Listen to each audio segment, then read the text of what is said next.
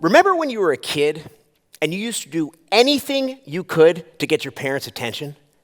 Mom, look it, Dad, watch this. Cannonball in the pool, impromptu dance recital, whatever it took. For me, juggling. Juggling was my thing.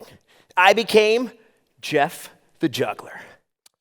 Gene, John, Jeff. I'm the youngest of 3 brothers, and I was always looking for something to make me stand out. That's Graham, my first audience. And it all started because of this guy. He was a street performer our family met on a vacation. He dressed all in green. He juggled torches and machetes, and I thought he was so cool.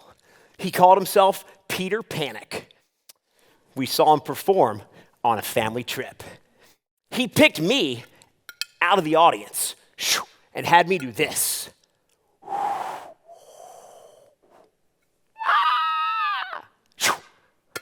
That moment changed my life forever. I became fascinated with juggling. I dreamt of having my own show on the Las Vegas Strip. 10 years old, I'm already thinking, Vegas, baby. I performed at theme parks and on cruise ships. And then at a certain point in my 20s, I decided it was time. Packed up my car, shoved my unicycles in the back seat, and I drove out west. And it happened. Vegas, baby. My own show, Jeff Civillico, Comedy in Action, ran for 10 years, 6 nights a week, as a headlining residency with Caesars Entertainment. As I sat there, signing my contract, my own show in Las Vegas, my childhood dream come true. This surreal moment, I thought to myself, like, how did I get here? Plate on a stick. Peter Panic. How cool would it be if I could find him and tell him the impact he had had on my life? I made it my mission. Go back to Boston, hire a PI, request 1994 surveillance footage from the nearby 7-Eleven. I would search for as long as it took. Took 3 seconds. Googled him. PeterPanic.com. Website, contact page, phone number. Next thing I know, I am talking to my childhood hero. You know when you're nervous, you start talking like really fast? I mean, who picks up an unknown number? Hi, Mr. Panic. My name is Jeff Civillico. 20 years ago, you picked me to be a volunteer at one of your shows. My parents bought me a book on juggling. I started doing juggling shows in my kitchen for my grandmom. I dreamt of having my own show on the Las Vegas Strip. 10 years old, I'm already thinking, Vegas, baby. I practiced and performed at theme parks and comedy clubs and cruise ships and casinos, and I can't believe it's happening, but I'm actually about to sign my own contract for my own show in Las Vegas, and I just wanted to say thank you. Because you were the one who gave me my official start in show business. Silence. Then, tears. Right? So, I'm selling out every night in Vegas. I'm partying with Chris Angel and Mike Tyson. I've even got my own tiger. Yeah, no, that is not what happened. You see, I had signed on to 4-Wall, my show. When you're 4-walling, you're the producer, which means you're responsible for everything. Branding, marketing, sales, ticketing, tech. That means you're on the hook for everything. It's your name on the contract. Imagine everything you have to do as a performer. Then add everything you need to do as a producer. That was me, and it did not go well. You know all the financial things they tell you not to do? I did all of those things. Credit cards, maxed out. Money borrowed from family and friends, gone. And every month, I paid myself last, i.e. never. I slept in my dressing room for years. Every day, I would walk the entire strip, just trying to do anything I could to sell tickets to my show, passing out flyers, handing out coupons, talking to ticket brokers, bellhops, dealers, Elvis impersonators, everybody. And then I had to actually do this high-energy, upbeat, comedy, juggling, balancing, one-man variety stunt show. I get tired just saying it. I was physically exhausted and emotionally depleted. I was losing faith. Was I making the right decisions? Was I even headed in the right direction? Did anything I was doing matter? I could see that I was running out of track. I was approaching my breaking point. Now, time out. In order to understand the next part of the story here, I want to take you back to my freshman year of high school. We had a service assignment. Do something that takes you outside of your comfort zone and write a reflection about the experience. My parents encouraged me to take action. Do a show for Don Guanella Village, a local home for boys and men with intellectual disabilities. Now, keep in mind, this would be my first show outside of the kitchen. This was a big deal. I did it, I loved it, and now I know that show specifically instilled in me a love for performing and a love for service. I taught my high school buddies how to juggle. We did charity shows all over Philadelphia. I don't want to brag, but in 1999, we were the hottest act on the nursing home market. There's something grounding about this type of service. It gives you perspective. It's powerful to be able to make someone who's going through a tough time smile, to make them laugh, to provide an escape. Okay, back to the story. So at this point, things are not going great for Jeff the Juggler. So like I had done throughout the years, I decided to do a local show at a children's hospital for some families who could really use a smile. But this time, it was different. The thing is, the entertainment industry can be pretty self-centered. It was me 24/7. It was one-dimensional. And at that time, that one dimension for me was bad. It was pulling down all the other aspects of my life.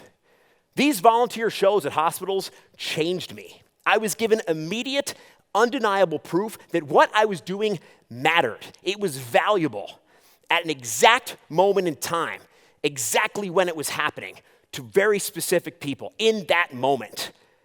I so desperately needed that. These charity shows helped me keep going because the signs were there. People did love the show.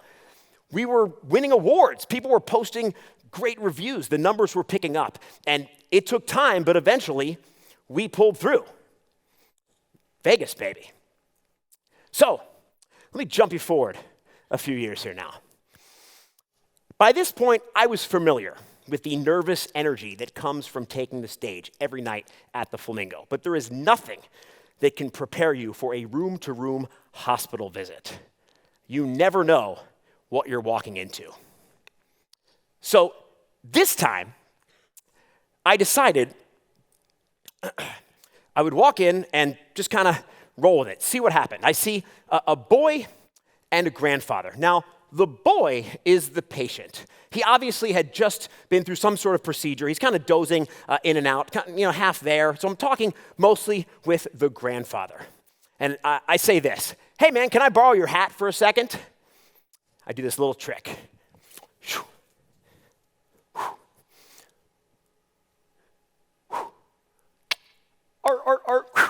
Hey, just like that. I give him 2 tickets to my show. Hey, when you're feeling up to it, you guys come by the show and tell me what you think. 6 months later, I'm doing the after-show meet and greet, and I see them, Tyler and Grandpa Erickson. Tyler is running around, acting like a total kid. The grandfather comes up to me and he says, "Man, you have no idea what you did." Now, I'm still in entertainer mode at this point, right? Like after the show. So I'm like, hey, thanks, man. Yeah, I appreciate it. Hope you enjoy the show. He's like, no. Like, listen to me, man. He goes, "My grandson wasn't eating before you came in our room. That little thing with the hat, he kept trying to copy you. He kept trying to balance it. It's like, we looked you up on YouTube, watching all your videos. Man, he thinks you're so cool. He couldn't wait to see this show. Thank you." Silence. Then tears.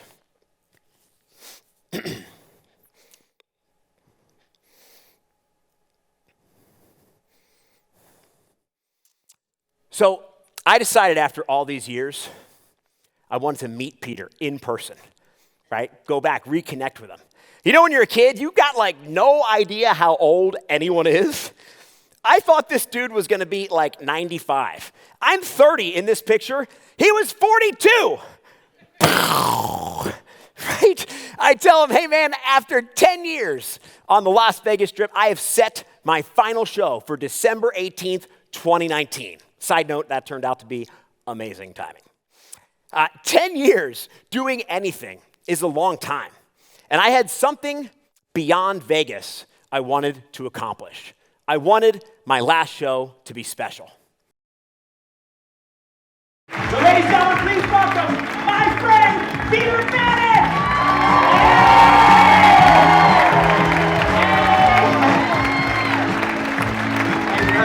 Oh, you're a fan.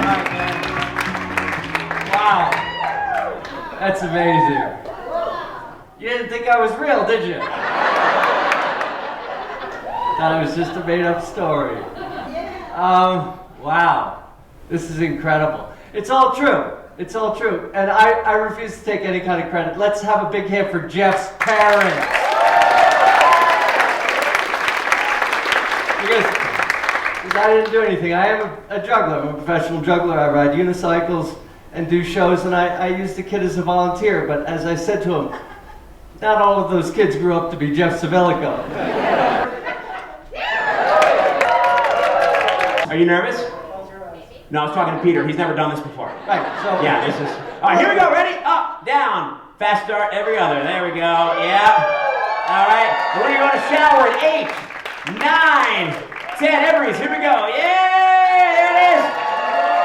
10, go to bow. Just kidding. No, do it. 8, don't take a bow. 9, 10. There it is. Give it up, guys.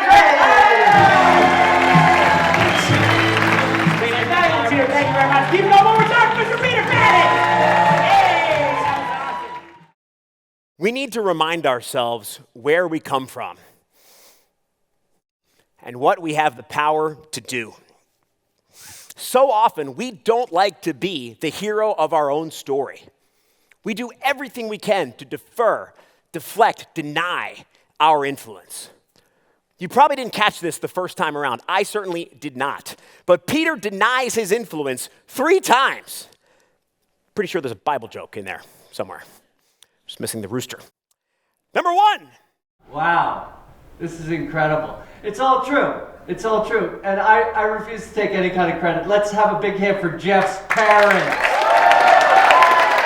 I literally flew the dude across the country to say, you changed my life. And he defers.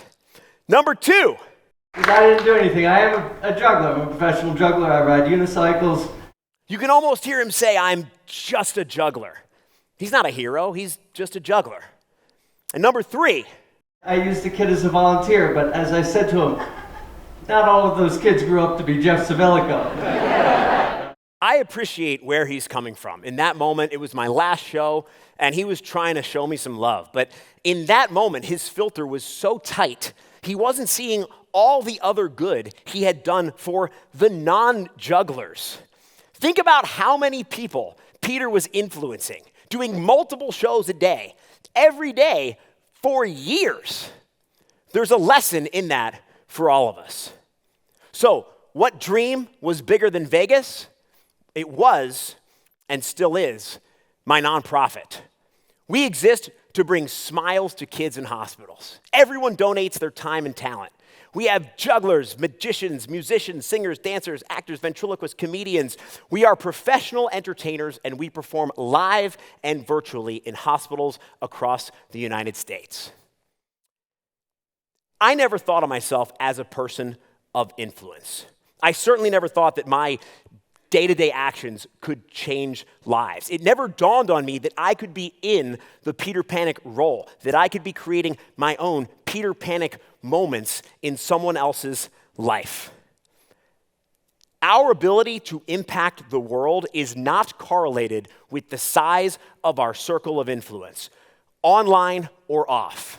When we focus on what we can do, we put out ripples that have the power to create real, lasting change. Peter didn't realize he was an influencer, but he was. I didn't realize I was an influencer, but I am. And now there's you. Intention doesn't create ripples. Action creates ripples. When you take action, inevitably there will be influence, which fosters more action, which creates more influence. It's a continuum. You have more power than you may realize. So the only question now is, what are you going to do? Thank you.